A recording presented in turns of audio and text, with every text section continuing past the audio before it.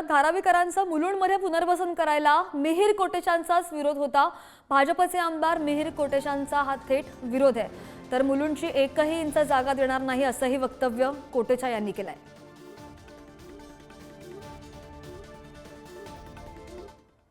मुलुंडचे आमदार मिहिर कोटेचा सर आपल्यासोबत आहे। सर, धारावीच्या लोकांचं पुनर्वसन हे मुलुंडमध्ये होणार आहे आणि त्या संदर्भातले जे महानगरपालिकेची संमती होती ती मिळालेली आहे। कसं बघतात या सगळ्या? हे बघा, सर्वप्रथम तर या फेक नरेटिव्हचा बळी पडू नये। धारावीसाठी आज जी मी बातमी सकाळी वाचली, मुलुंडचा ऑक्टोबर नाक्याचा एक भूखंड जकात नाकाचा याची काही प्रक्रिया चालू आहे, पण माझं मत स्पष्ट आहे, मुलुंडची भूमीचा 1 इंच पण भूखंड धारावीसाठी देऊ नये।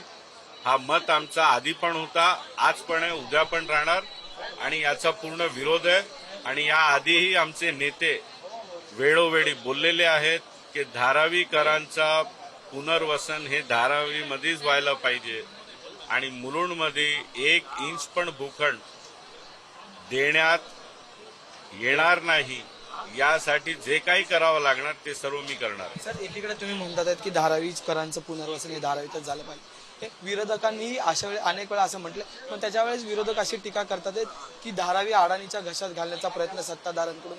सत्ता पक्षात तुम्ही स्वतः आहात, राज्याचे उपमुख्यमंत्री तुमच्या पक्षाचे आहेत, तर संपूर्ण महायुतीत महत्वाचा पक्ष, सर्वात जास्त आमदार असलेला पक्ष तुमच्याकडे आणि तुमच्यावर थेट टीका केली। नाही, विरोधक हे फक्त फेक नरेटिव्ह मध्ये त्यांनी PhD केलेली आहे आणि माझं म्हणणं एवढंच आहे की माझे नेते आदरणीय उपमुख्यमंत्री देवेंद्रजी फडणवीस यांच्यावरती मला ठाम विश्वास आहे आणि मी विश्वासाने सांगतो, धारावी प्रकल्पासाठी मुलुंडची जागा देण्यात येणार नाही आणि हे आपल्याला वेळ दाखवतो। सर, अगदी शेवटचा प्रश्न, जर हा प्रकल्प थांबवला गेला नाही आणि जकात नाक्यावर जर पुनर्वसन सुरू झालं तर मिहिर कोटेचा, मुलुंडचे आमदार यांची पुढची भूमिका, रणनीती काय असणार आहे? तुम्ही रस्त्यावरची लढाई सुद्धा आणि कायदेशीर लढाई दोन्ही लढाई तयार करण्यासाठी रस्त्यावर उतरणार?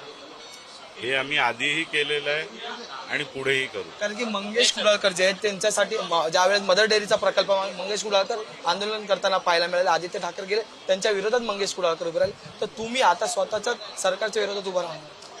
मला सरकारच्या विरोधात उभा राहायची संधी देणार नाही, कारण मला माझ्या सरकारवरती, राज्याचे उपमुख्यमंत्रीवरती पूर्ण विश्वास आहे आणि ते मी त्यांना विनंती करून, त्यांना मागणी करून पद्धतीचं हे विषय मार्गेवरती लावणार। धन्यवाद सर आमच्याशी बोलण्यासाठी।